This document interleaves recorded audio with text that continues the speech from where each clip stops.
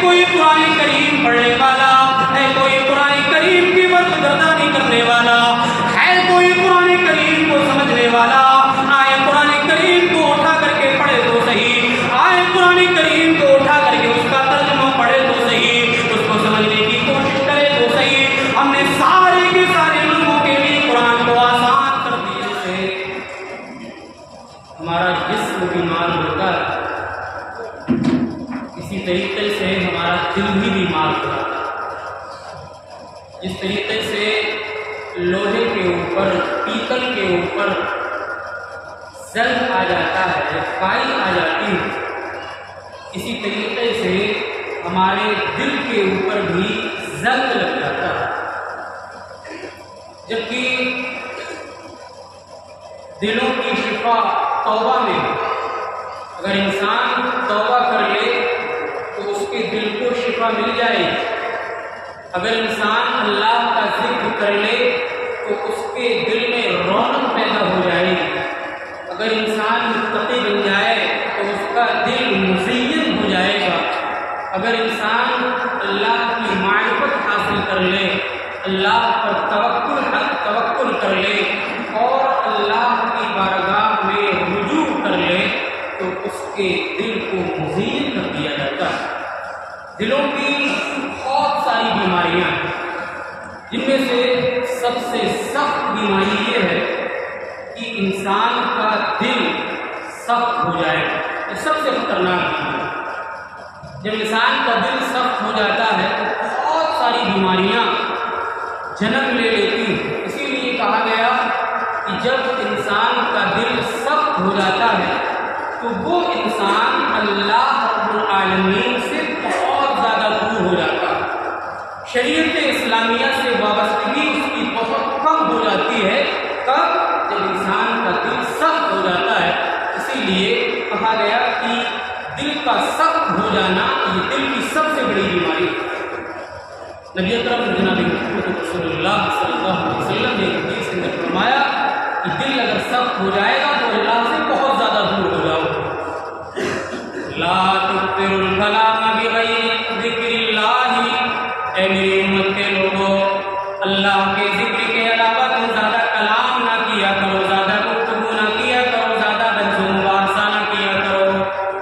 فإن كثرة الكلام بغیر ذکر اللہ قسوۃ للقلب، اس لیے کہ اللہ کے ذکر کو چھوڑ کر کے اگر تم دوسری باتوں میں زیادہ وقت گزارو گے، زیادہ کلام کرو گے، زیادہ گفتگو کرو گے تو یہ زیادہ گفتگو کرنا تمہارے دلوں کی سختی کا سبب بن سکتا ہے۔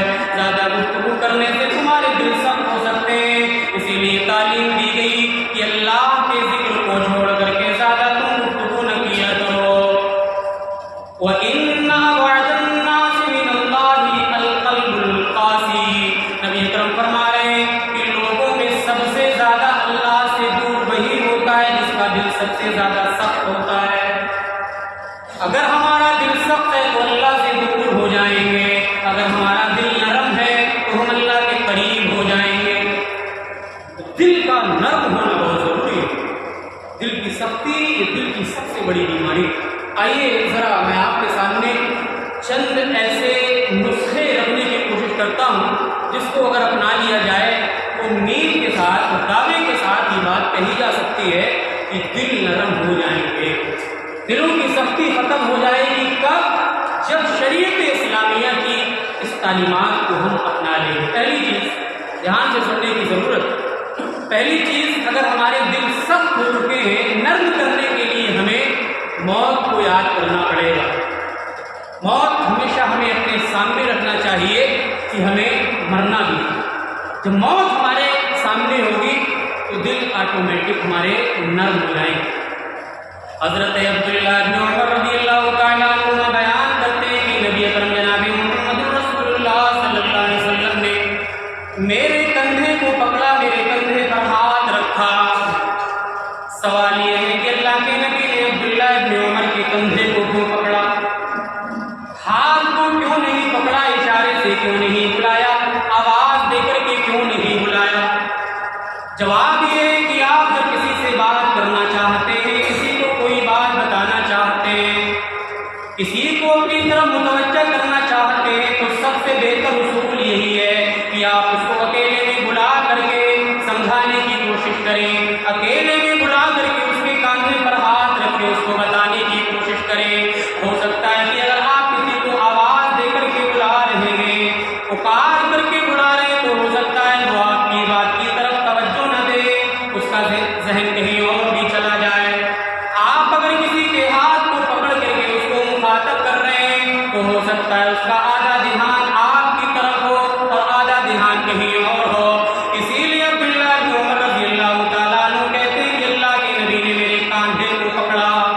جب آپ کسی کے کاندھے کو پکڑ کر کے کوئی بات بتانا شروع کریں گے، کاندھے میں ہاتھ ڈال کر کے کوئی نصیحت کرنا شروع کریں گے، تو پوری امید کے ساتھ یہ بات کہی جا سکتی ہے کہ سامنے والے کی پوری توجہ آپ کی طرف ہوگی، آپ کی پوری بات کو دھیان سے سنے گا۔ اسی لیے نبی اکرم نے عبداللہ بن عمر رضی اللہ تعالیٰ عنہ کے کندھے کو پکڑا۔ کچھ نصیحت بھی کی، نصیحت نے کیا کی؟ فرمایا یہ بہتر اصول ہے کسی کو سمجھانے کا، کچھ نصیحت کرنے کا کہ کندھے میں ہاتھ ڈالیں، پوری توجہ آپ کی طرف ہو جائے گی۔ نبی نے وہی طریقہ اپنایا۔ حضرت عبداللہ بن عمر کہتے ہیں کہ اللہ کے نبی نے میرے کاندھے کو پکڑ کر کے چند نصیحتیں فرمایا، کن فی الدنیا کأنک غریب، اے عبداللہ تم دنیا میں ایک اجنبی انسان کے طریقے سے رہو۔ سوال یہ ہے کہ اللہ کے نبی نے اجنبی کا لفظ استعمال کیوں کیا، کوئی اور لفظ استعمال کیوں نہ کیا؟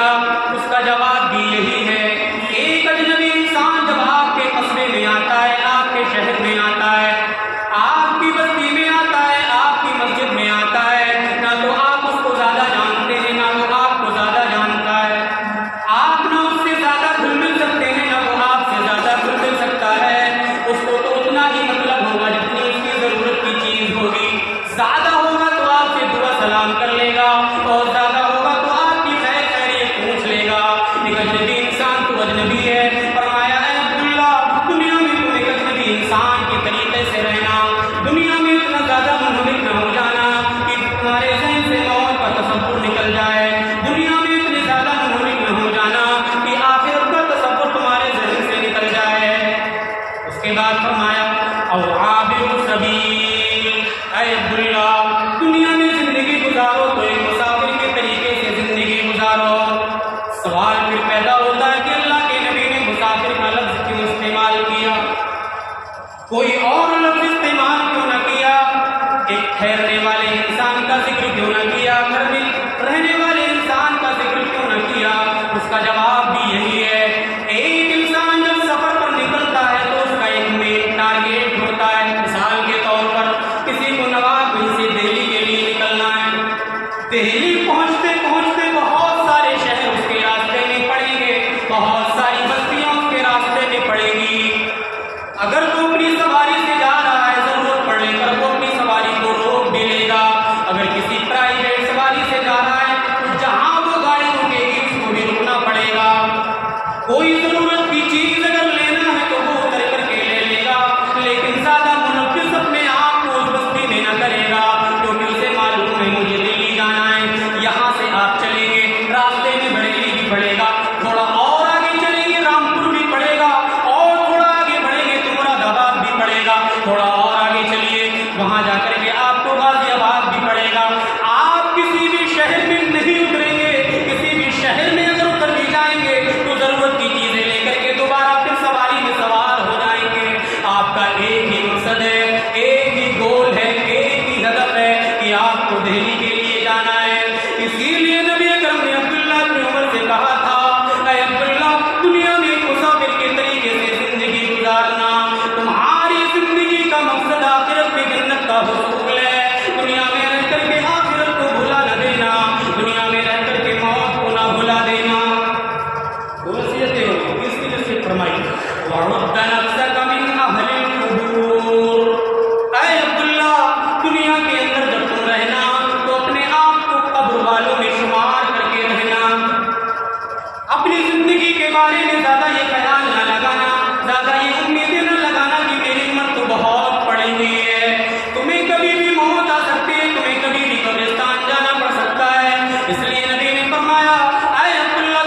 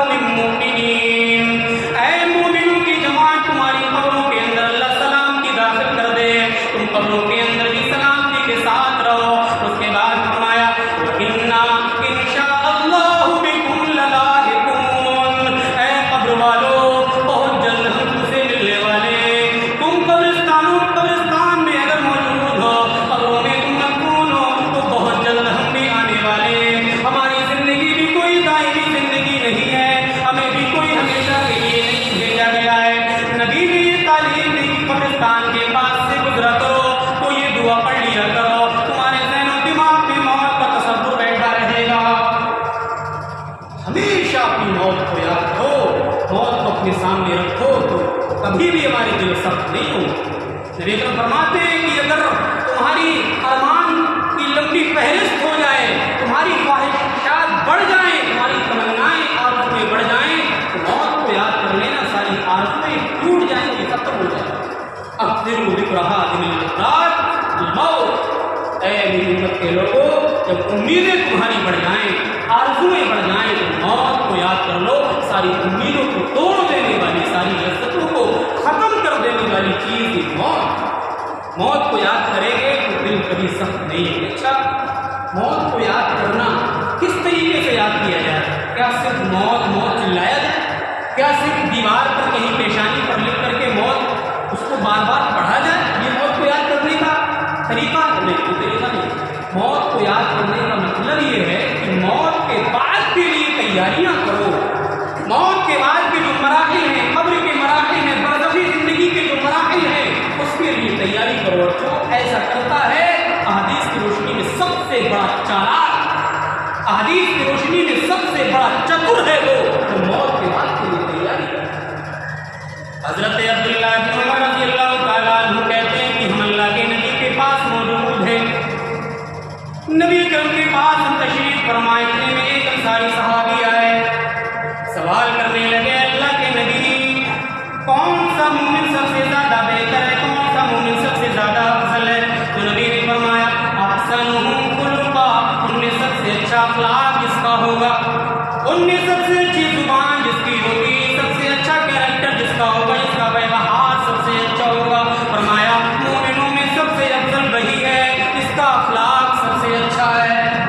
अंसारी सहाबी ने दोबारा से सवाल किया, अल्लाह के नबी, अफजल मोमिनीन, अल्लाह के नबी, अक्लमंद मोमिन कौन सा है? उसकी भी वज़ाहत फरमा दीजिए, चालाक मोमिन कौन सा है? नबी अकरम फरमाते, अक्सरुहुम लिल-मौति ज़िक्रा, उनमें से जो मौत को ज़्यादा याद करने वाला होगा, मौत को जो हर वक्त अपने सामने रखने वाला होगा, व अहसनुहुम लिमा बअदहु इस्तिअदादा, मौत के बाद के लिए तो सबसे बेहतर तैयारी करने वाला होगा, मौत के बाद की जिंदगी के लिए सबसे ज्यादा तैयारियां करने वाला जो होगा वो अक्लमंद है। तो हमें मौत को भी याद करते रहना है और मौत के बाद के लिए तैयारियां भी करते रहना है। तो इंशाअल्लाह उम्मीद के साथ ये बात कही जा सकती है कि हमारे दिल सख्त नहीं हुए।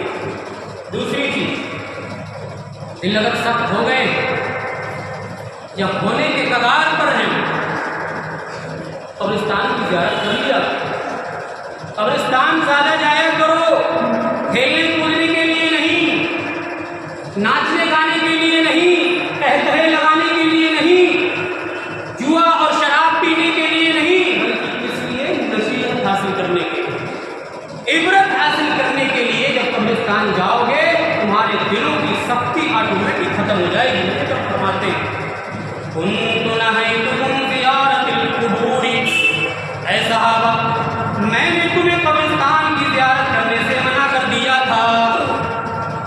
सवाल ये कि नबी ने कब्रिस्तान की ज़ियारत करने से क्यों मना कर दिया था? अभी इस्लाम का शुरुआती दौर है, इस्लाम में लोग शुरू में दाखिल हो रहे हैं, अभी लोगों के दिलों में इस्लाम अच्छे तरीके से पेवस्त नहीं हुआ है, लोगों के अंदर से ज़माने जाहिलियत के असरात अभी ख़त्म नहीं हुए। नबी अकरम ने इस्लाम के शुरुआती दौर में कब्रिस्तान की ज़ियारत करने से मना कर दिया था। क्यों? क्योंकि उस दौर के लोग ज़माने जाहिलियत के ज़माने को पा करके आए थे, अभी उनके दिलों में इस्लाम की तालीम अच्छी तरीके से पेवस्त न हुई थी। तो वो कब्र के बारे में, कब्रिस्तान के बारे में, कब्र के आगे के मनाज़िर के बारे में ऐसी ऐसी बातें पूछा करते थे जो इस्लाम के खिलाफ थी। इसीलिए नबी फरमा रहे, ऐ मेरे प्यारे सहाबा, मैंने तुम्हें कब्रिस्तान की ज़ियारत करने से पहले मना कर दिया था, लेकिन सुनो, अला फज़ूरूहा, सुनो, आज के बाद से तुम्हें कब्रिस्तान की ज़ियारत करना है, कब्रिस्तान के पास से गुजरना है, बार बार तुम्हें कब्रिस्तान जाना है। फायदा अल्लाह के नबी फरमा रहे, यरिक़ुल क़ल्बा, दिल तुम्हारे नरम हो जाएंगे, तुम्हारे सीने में जो दिल धड़क रहा है उसकी सारी की सारी सख्ती खत्म हो जाएगी। जब तुम कब्रिस्तान पर नजर डालोगे, मिट्टी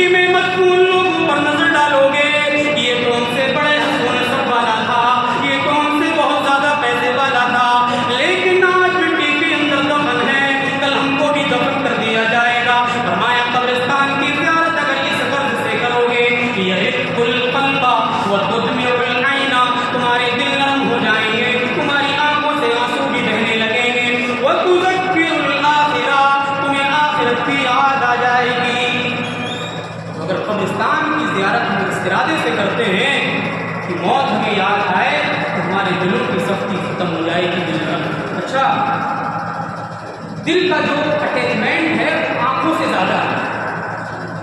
इंसान का दिल जब सख्त होगा तो कोई भी परेशानी आ जाए, कैसा भी वक्त आ जाए, उसकी आंख से आंसू नहीं निकल सकते। लेकिन हाँ, अगर इंसान का दिल नरम है, नरमी उसके दिल के अंदर पाई जाती है तो वो बहुत जल्दी रो जाए। दिल का आंख से बहुत गहरा ताल्लुक, अगर दिल नरम होगा तो आंख से आंसू निकल जाएंगे कब्रिस्तान पहुंचने के बाद। ये तो खुद नबी अकरम जनाब मुहम्मद रसूलुल्लाह सल्लल्लाहु अलैहि वसल्लम की आंखों से भी आंसू निकले। हज़रत बरा बिन आज़िब रज़ियल्लाहु तआला अन्हु कहते हैं कि हम अल्लाह के नबी सल्लल्लाहु अलैहि वसल्लम के साथ एक जनाजे में मौजूद हैं। अल्लाह के नबी ने कब्रिस्तान में एंट्री की, कब्रिस्तान में दाखिल हो गए। एक कब्र के किनारे पर जाकर के खड़े हो गए।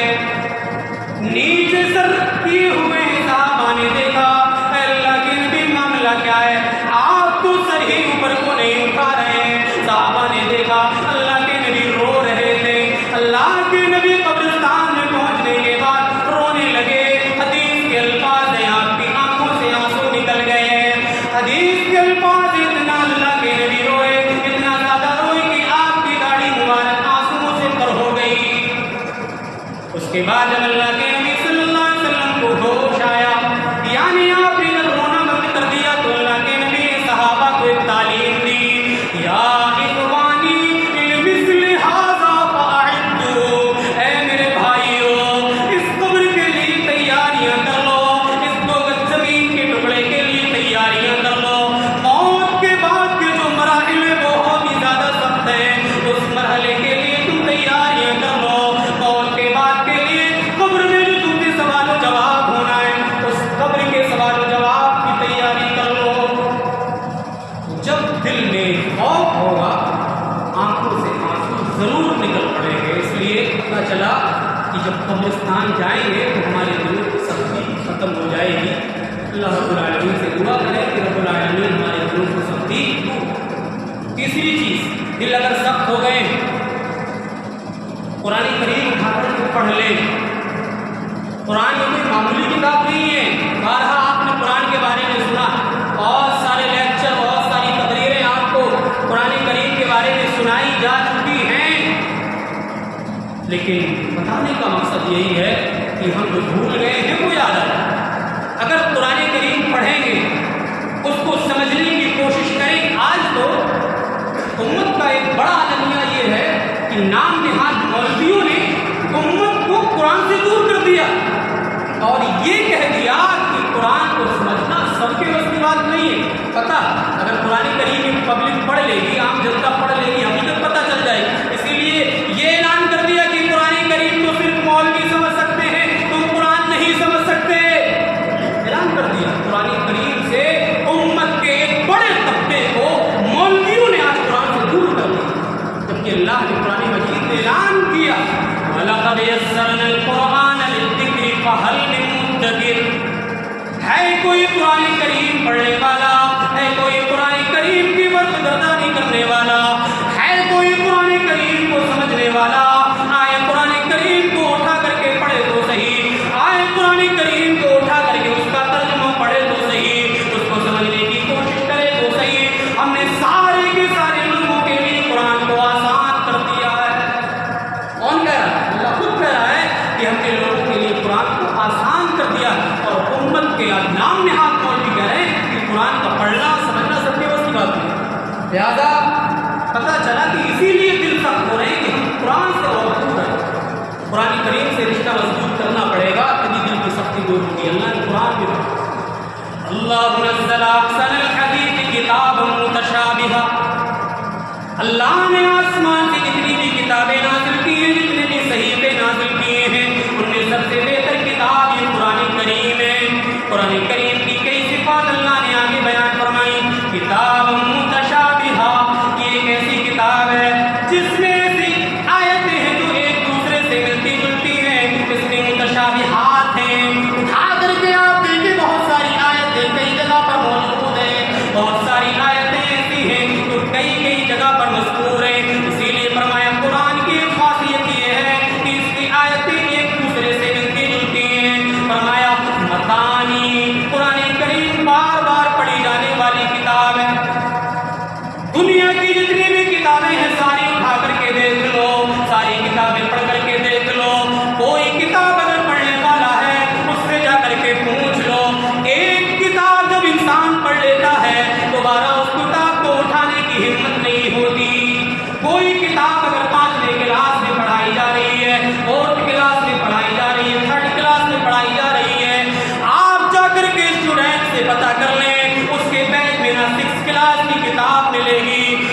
کلاس کی کتابوں کے علاوہ کوئی کتاب آپ اس کے بیگ میں نہیں پائیں گے. کیوں؟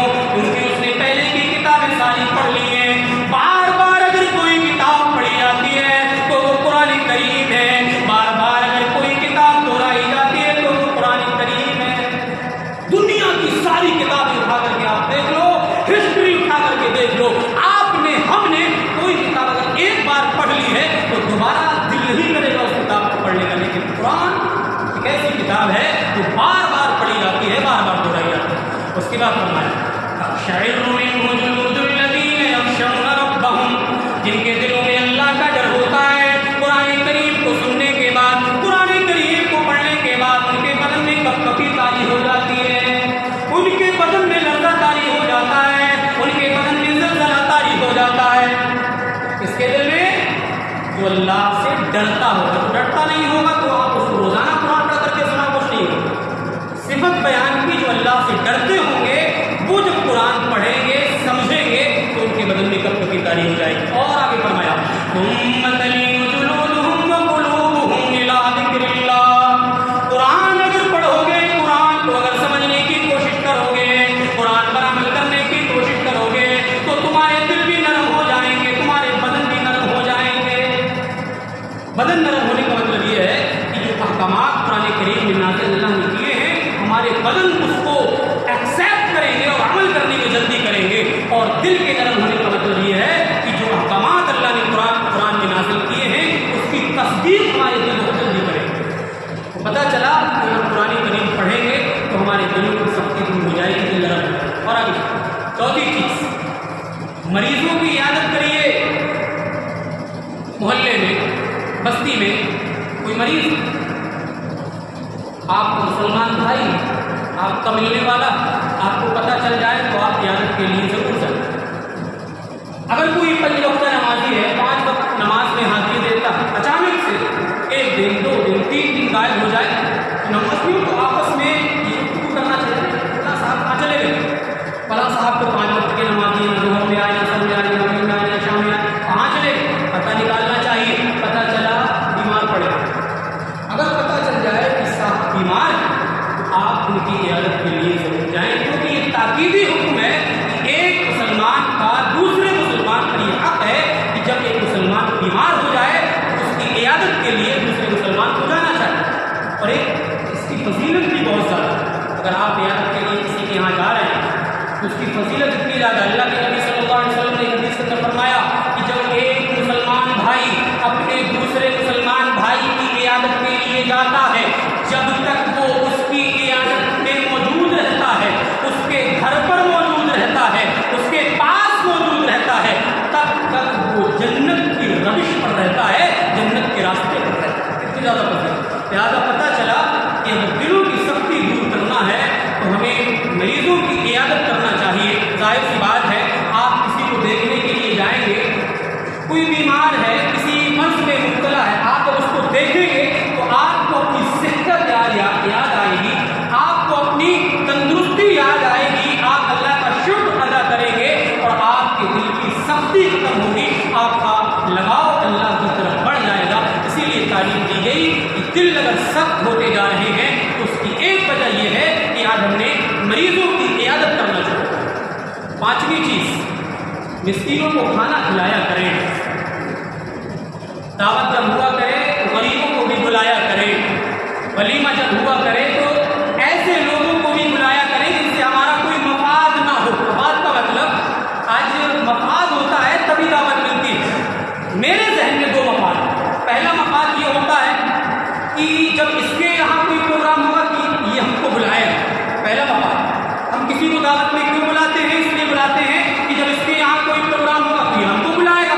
یہ پہلا مفاد. اور دوسرا مفاد یہ ہے کہ جب ہم کسی کو بلا رہے ہیں تو اس کا مقصد ایک یہ بھی ہوتا ہے کہ ہم کو لا کر کے کوئی لفافہ دے گا, کوئی پیسہ دے گا, جس کو ہم نیوتا کہتے ہیں, نیوتا دے گا.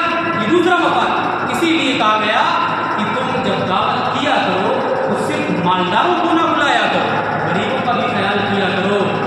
اگر ایسا کرو گے تو دل نرم ہو جائے گا. ایک انسان اللہ کے نبی صلی اللہ علیہ وسلم کے دربار میں حاضر ہوا, سوال کرنے لگا, اللہ کے نبی آپ سے ایک شکایت ہے, آپ کے پاس ایک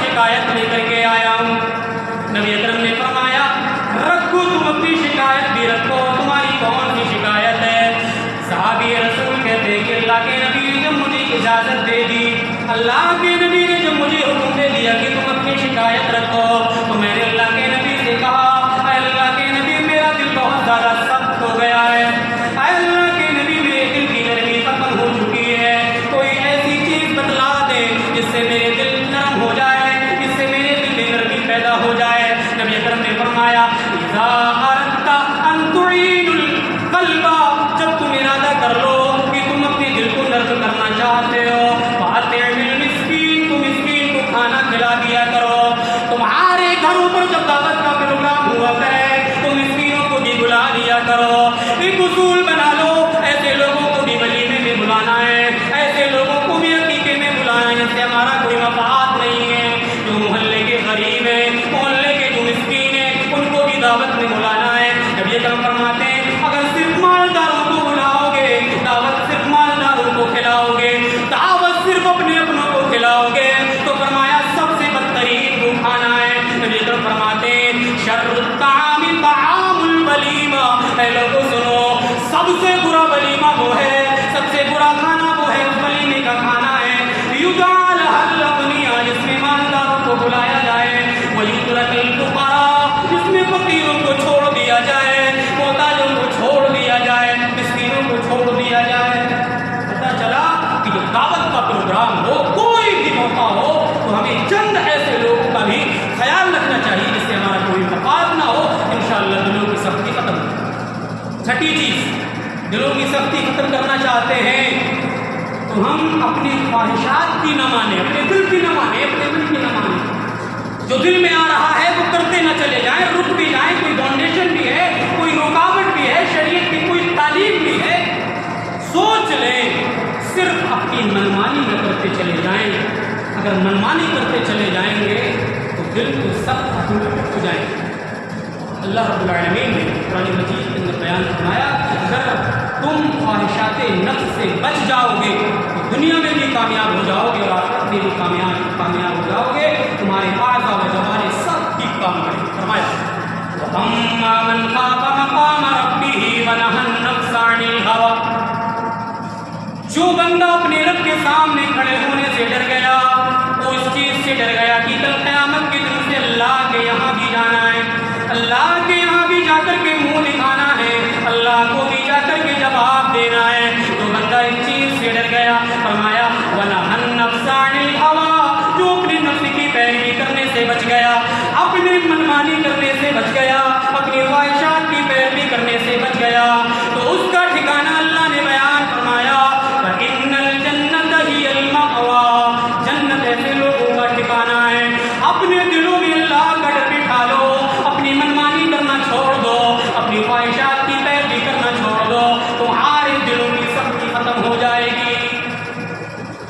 خواہشات نفس سے بچتے رہنا، اور جو لوگ خواہشات نفس پر چلتے ہیں، جو اپنی منمانی کرتے ہیں، ان سے بھی چوکنا رہنا ہے، اپنے آپ کو بچانا۔ جو شخص اپنی منمانی کرتا ہے اس سے اپنے آپ کو بہت دور رکھنا۔ اللہ نے نبی کو یہ تعلیم دی تھی کہ جو اپنے نفس کی مانے، اپنے دل کی مانے، اپنی خواہشات کی مانے، آپ اس کے پیچھے مت پڑ جانا۔ اللہ نے قرآن میں فرمایا وَلَا تُطِعْ مَنْ أَغْفَلْنَا قَلْبَهُ عَنْ ذِكْرِنَا وَاتَّبَعَ هَوَاهُ وَكَانَ أَمْرُهُ فُرُطًا۔ اے نبی، آپ کو یہ تعلیم دی جا رہی ہے، آپ کو یہ پیغام دیا جا رہا ہے، آپ کسی ایسے شخص کی اتباع نہ کریں، کسی ایسے شخص کا پیچھا نہ کریں، کسی ایسے شخص کی بات نہ مانیں جس کے دل کو ہم نے غافل کر دیا ہے، جس کے دل کو ہم نے اپنے ذکر سے دور کر دیا ہے۔ جب ہم نے اس کے دل کو اپنے ذکر سے دور کر دیا وَاتَّبَعَ هَوَاهُ، تو اپنی نفس کی ماننے لگا، اپنی منمانی کرنے لگا، وَكَانَ أَمْرُهُ فُرُطًا، وہ تو ہر معاملے میں اپنی چلانے لگا۔ ظاہر سی بات نبی کو تعلیم دی گئی ہے کہ ایسے لوگوں سے چوکنا رہو جو اپنے نفس کی مانتے ہیں، تو ہمیں اور آپ کو بھی ایسے لوگوں سے بچتے رہنا چاہیے، انشاءاللہ ہمارے دلوں کی سختی ختم ہو جائے۔ ایک ساتویں چیز اور آخری چیز، اللہ کا ذکر کرتے رہیں، زبان سے اللہ کو یاد کرتے رہیں، اعضاء و جوارح سے بھی اللہ کی عبادت کرتے رہیں، دلوں کی سختی یقیناً ختم ہو جائے۔ جب اللہ کا ذکر کریں گے تو یقیناً آپ کی ہمارے دلوں کی سختی ختم ہو جائے گی۔ اللہ نے قرآن میں چیلنج بھی کیا، فرمایا انما ذکر اللہ وجلت قلوبہم. جب مومنوں کے سامنے اللہ کا ذکر کیا جاتا ہے، مومنوں کے سامنے اللہ کی باتیں بتائی جاتی ہیں، شریعت کی باتیں بتائی جاتی ہیں، وجلت قلوبہم، تو ان کے دل کانپنے لگتے ہیں، ان کے دل تھرانے لگتے ہیں، ان کے دلوں کی سختی ختم ہو جاتی ہے، ان کے دل نرم ہو جاتے ہیں. ایسا ایمان لے کر کے آؤ، ایسا عقیدہ لے کر کے آؤ، ایسی شریعت کے پابند بن جاؤ کہ جب ہمارے سامنے اللہ کا ذکر کیا جائے تو ہمارے دل بھی نرم ہو جائیں. یقینی طور پر جب اللہ کا ذکر کیا جاتا ہے تو ایک مومن کا دل کانپنے لگتا ہے. جہنم کا تذکرہ جب کیا جاتا ہے تو ایک مومن کا دل کانپنے لگتا ہے. قبر کا عذاب جب بتایا جاتا ہے تو ایک مومن کے رونگٹے کھڑے ہو جاتے ہیں. اسی لیے کہا کہ جب اللہ کا ذکر کرو گے، اللہ کے ذکر کی محفلوں میں بیٹھو گے تو دلوں کی سختی آٹومیٹک ختم ہو جائے. اچھا، دل منافقوں کے بہت زیادہ سخت. پہلے کے دور کے جو منافق تھے ان کے دل بہت زیادہ سخت تھے. جب دل سخت ہوتے ہیں تو انسان اللہ کے ذکر سے دور ہو جاتا ہے. جب دل نرم ہوں گے تو انسان اللہ کے ذکر کی طرف مائل ہوگا. اور اللہ کے ذکر میں تلاوت قرآن بھی شامل ہے، نماز کا پڑھنا بھی شامل ہے. یہ اللہ کا ذکر ہے. اللہ رب العالمین نے ان دونوں عبادتوں کو اپنا ذکر کا قرآن کریم اٹھا کر پڑھی فرمایا اتل ما اوحی الیک من الکتاب واقم الصلاۃ. اے نبی، جو آپ کی جانب کتاب نازل کی گئی ہے، آپ کو جو کتاب دی گئی ہے، آپ کے اوپر جبریل کے ذریعہ جو کتاب کی شکل میں پیغام دیا گیا ہے، آپ اس کو پڑھتے رہیں، ورد گردانی کرتے رہیں، اس کو رجسٹریشن کے اور مقبل کے بستر میں لپیٹ کر کے نہ رکھ دیں، اس کو الماریوں کی زینت نہ بنا دیں، اس کو صرف رمضان میں پڑھنے کا ماحول نہ بنائیں. فرمایا اتل ما اوحی الیک من الکتاب. اے نبی، آپ قرآن پڑھتے رہیے، واقم الصلاۃ، نماز بھی پڑھتے رہیے. نماز جب آپ پڑھیں گے، نماز کی پابندی کریں گے تو بہت ساری برائیوں سے بچ جائیں گے. فرمایا ان الصلاۃ تنہی عن الفحشاء والمنکر. نماز پڑھ کر کے تو دیکھو، نماز کی پابندی کر کے تو دیکھو، بہت ساری برائیاں آٹومیٹک ختم ہو جائیں گی. یہ نماز پڑھنے کا فائدہ ہے. اس کے بعد فرمایا وَلَذِكْرُ اللَّهِ أَكْبَرُ. اللہ کو یاد کرنا یہ بہت بڑی چیز ہے. نماز کے ذریعہ اللہ کو یاد کرو، تلاوت قرآن کے ذریعہ اللہ کو یاد کرو. تو یہ ذکر میں شامل ہے نماز پڑھنا، تلاوت قرآن کرنا. انسان ذکر سے کب غافل ہوگا؟ جب اس کا دل سخت ہو جائے گا. اور منافقوں کے دل بہت زیادہ سخت تھے، اسی لیے نہ زکوٰۃ دینے میں ان کی طبیعت چاہتی تھی اور نہ نماز پڑھنے میں ان کی طبیعت لگتی تھی. اللہ نے قرآن میں فرمایا کہ پہلے کے جو منافق تھے وہ کراہیت کے ساتھ زکوٰۃ دیتے تھے، کراہیت کے ساتھ صدقہ کرتے تھے، ان کے دل بالکل سخت تھے. اللہ نے قرآن میں فرمایا اے میرے بندو، پہلے کے دور کے منافقوں کی ہسٹری اٹھا کر کے دیکھ لو. پہلے کے دور کے جو منافق تھے ان کی نہ نماز میں طبیعت لگتی تھی، نہ اللہ کے راستے میں خرچ کرنے میں طبیعت لگتی تھی. فرمایا اگر خرچ کر بھی دیا کرتے تھے تو دل کی کراہیت کے ساتھ خرچ کرتے تھے. وَلَا يُنْفِقُونَ إِلَّا وَهُمْ كَارِهُونَ. اگر پہلے کے دور کے منافق اللہ کے راستے میں خرچ کر بھی دیا کرتے تھے تو بڑی سخت دلی کے ساتھ خرچ کرتے تھے. پہلے کے دور کے منافقوں کے دل بہت سخت تھے، اسی لیے نمازوں میں بھی من نہیں لگتا تھا. نماز کے تعلق سے اللہ نے قرآن میں فرمایا وَإِذَا قَامُوا إِلَى الصَّلَاةِ قَامُوا كُسَالَىٰ. منافقوں کے بارے میں اٹھا کر کے دیکھ لو، جب یہ نماز پڑھنے کے لیے کھڑے ہوتے تھے تو بہت سستی سے کھڑے ہوتے تھے. نماز میں ان کا من نہیں لگتا تھا، نماز میں ان کی طبیعت نہیں لگتی تھی. مفسرین نے سستی کا ایک معنی یہ بھی بتایا کہ منمانی نماز پڑھتے تھے، 5 وقت کی نماز نہیں پڑھتے تھے. اس لیے سستی سے اللہ نے تعبیر فرمایا. نماز پڑھتے بھی تھے، 5 وقت نہیں پڑھتے. اور حدیث میں بھی مذکور ہے افضل الصلاۃ علی المنافقین صلاۃ العشاء و صلاۃ الفجر. اس حدیث کو سامنے رکھ کر کے اپنا سروے کر لو، اپنا جائزہ لے لو کہ ہم پہلے کے دور کے منافقوں سے بھی بدتر ہو گئے. پہلے کے دور کے منافق کم از کم 3 ٹائم کی نماز کو طبیعت سے پڑھا کرتے تھے. فرمایا منافقوں پر 2 نمازیں بہت بھاری گزرا کرتی